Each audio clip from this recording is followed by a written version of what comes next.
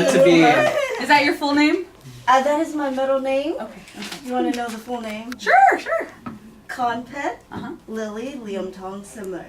That's not very long at all. And then when you see the letters, Yeah, They all rest together in the new Laotian names are and Cambodian. and Cambodian names Yeah. too. No, my brother-in-law's Laotian and Suniva Sai, so yeah. There you go. Lily, can you introduce yourself real quick? I just want to yeah, make sure. sure. So You... my name is Lily. It's actually Liliana. Liliana Udeng. And what are you doing here? What's your title here? Oh, I'm a senior legislative aide. okay. Nice. Who are you supporting? Who do I work for? Yeah. Assemblymember Eggman. Okay. Thank you. Thank you. Based in what city or? So she represents Stockton, Mhm. and Tracy and Mountain House, which is just adjacent to Tracy. Stockton, Tracy, Which and is- Lodi. Yeah. area. Very small part of Lodi. It's just the very southern part of Lodi. Gotcha. Which is a large Southeast Asian community. Very based- large. We have a lot of we have a large Cambodian population as well as a large Hmong population. Yep. And Yeah. Laos. We do, Stockton, yeah. It's a Laos. bit. It's not quite as big as the Cambodian population, but yes, But then, And then still a significant number of Laotian folks in Stockton. I'm actually from Stockton. I still live there. Oh. nice, nice. Well, thank you for letting us have a few minutes of your time. Absolutely. I'm just going to emphasize AB 1393, and then I really want to give the rest of the meeting Yeah. to the Yes. more pressing issue in our community Yeah, of is the course. deportation of Cambodian individuals. So AB 1393, here's the bill fact sheet, and it is authored by Weber. It is in appropriation committee right now. And when we spoke to the lead legislative overseeing our bill, Victoria Harris, Okay.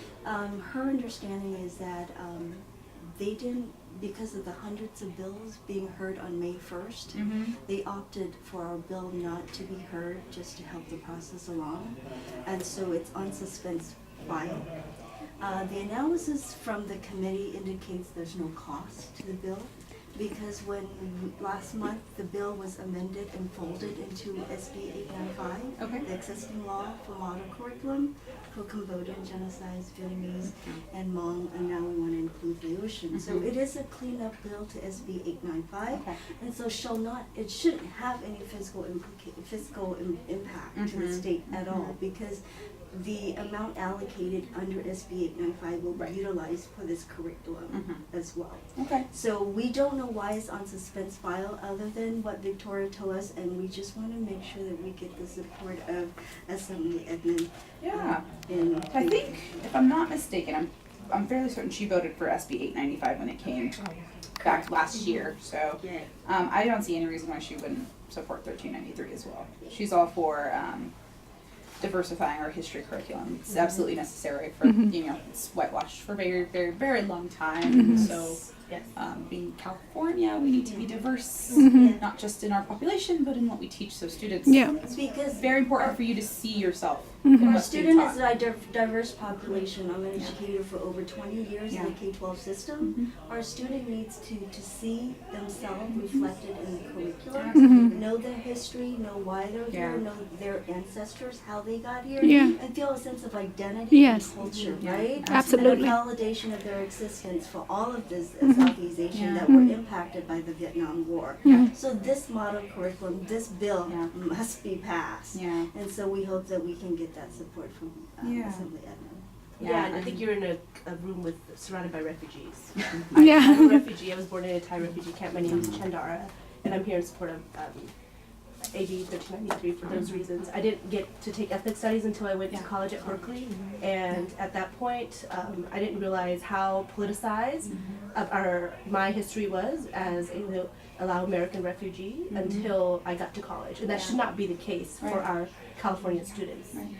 But I think it's also important too, not just for the API community to know your own history, but for everybody else to understand where you come from in your history too, and how those ties are very closely linked to what Americans have experienced in the past as well. Whether or not you're Hispanic, Black, Asian, white, there is some way to connect to that history, right? And you said you're a refugee. You're all refugees. My family are refugees. They fled Iraq when Saddam Hussein first came to power back in the 60s and moved to England. So, like I said, everybody has a tie in some way to that sort of a history. It So is it's the good to history hear. of America. And to leave out a really significant historical event, Yeah. the war, Absolutely. that didn't happen just in Vietnam, it Yeah. happened in Laos and Cambodia. Or to paint it with a broad stroke, right, and say this just affected Vietnam or this just Right. affected Cambodia. It's Khmer Rouge was in Cambodia. This is true, but it did not only affect Cambodians, right? So it's important. Well, if I might add, I mean, my name is Molly. I'm also here for AB 1383, but I think it's so very important and such coincidental that we run out to each other because what the Cambodian community is advocating for or trying to stop deportation, that is also pressing issue for the Lao community as well. Because Sorry, Emily, can I join? Yes, come on. please. Yes, because at the moment there are at least about 4,700 Laotians that have deportation order. Yeah. At the moment, I know the U.S. is sanctioning Laos and trying to stop the visa as a way to pressure the Lao government to open up the door to take deportees back. But we are obviously against that, and we're hoping that we're definitely in 1,000% support in whatever is happening for the Cambodian community. We are hoping that is going to also apply to the Lao community, to the Vietnamese community, because if we're addressing Southeast Asian, then these three countries are definitely in the same boat. Right. So thank you for taking the lead, and we are right behind you. Yeah. Thank you. That's important. Yes. And she knows a lot because she's an interpreter for the court. Yes. So she has to deal with a lot of the assignments and cases. Absolutely, and it's very, very tricky, very Yeah. tricky. Yeah, we're so my name is PJ. My name is I. I'm also known as PJ, and I'm with the Asian Prison Support Committee. We provide rehabilitative services, and also actually Asian Prison Support Committee is the first program that actually is we're a nonprofit under the Chinese Affirmative Action, Okay. but we're the first nonprofit actually created ethnic study program in San Quentin. Okay. So it's people have to go to jail to learn ethnic study, right? Right. What we found out is like looking at our history and the impact we have, like coming to the United States and the struggle and everything, and a lot of our kids, like the intergenerational trauma they passed on, like leading to incarceration. So we spend this time healing our community and bringing them out from prison, from juvenile hall, from jail, whatever, and detention. And then we filter back to community as leaders and teaching them useful skills, and like they've been working in the community for all these years, more than 3 decades, some of them. And they're entrenched in the community. They're the church, going to the church. They're like feeding the homeless. They're running programs. They're like teachers and professors and stuff, and they all get deported. For something they've done years and years ago.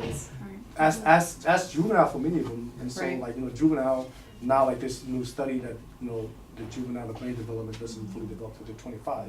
I was one of those persons impacted. I was in prison for 20 years. 22 years for a crime I committed at 14, and I've spent my incarceration like rebuilding myself and became my rehabilitation, became a counselor, graduated college, and then when I got out, I started working with the community, and I was detained by ICE for a year and a half.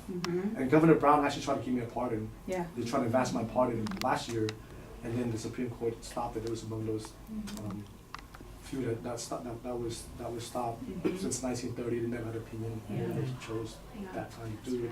So a lot of us are here now today representing more than 30 organizations and just lobbying today to try to help our family because they're detained. They actually have been interviewed by the consulate and they're subject to be deported any day. Yeah. Right? By July, they're going to be gone. And so we're trying to get more of our politicians, and by the way, most of them are from Stockton area, who's been detained and interviewed. And so we're trying to stop them from getting deported, and we're asking for support. We have links and information that we could share with you guys, and they'll help you.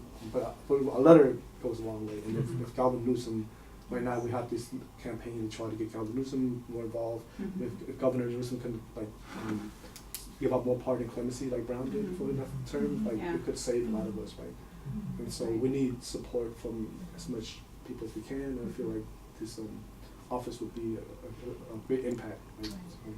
And I'm so very glad that you brought it up in terms of pardon and clemency for the Lao community. That's actually going to be our next project, is to try to educate the Lao community that there is this option, and the 4,700 people that are already on track to be deported. There's going to be a lot more applications coming in for clemency and pardon.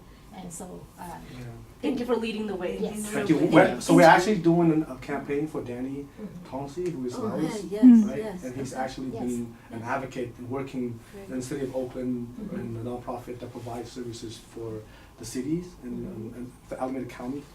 And so like we're trying to get more people involved because we are seeing so the Laos population, you talk about thousands of people or you know being subject, and Vietnam was also over 10,000, right? In Cambodia now you have another like 2,000 before this thing's over. So we're trying to save, I mean in general we're trying to keep our family together. I mean there's 3 decades of family separation, of hardship, and now we get to this point where we have an opportunity to heal and make it different, and then we're still seeing separation, even though we're trying to rebuild ourselves. Like, we're trying to end the Sorry, cycle. I'm gonna have to excuse myself. I have Okay. a appointment. Thank you. Thank you. Thank you so much for your time. In terms of strategy, okay, you want to give So, strategy? Folks, I actually do have 145 too, but Logan is the one who had the Okay, appointment anyway. yes. But he's Thank you. incredibly knowledgeable and is good on these issues. Thank So you, Lily. yeah, and I'll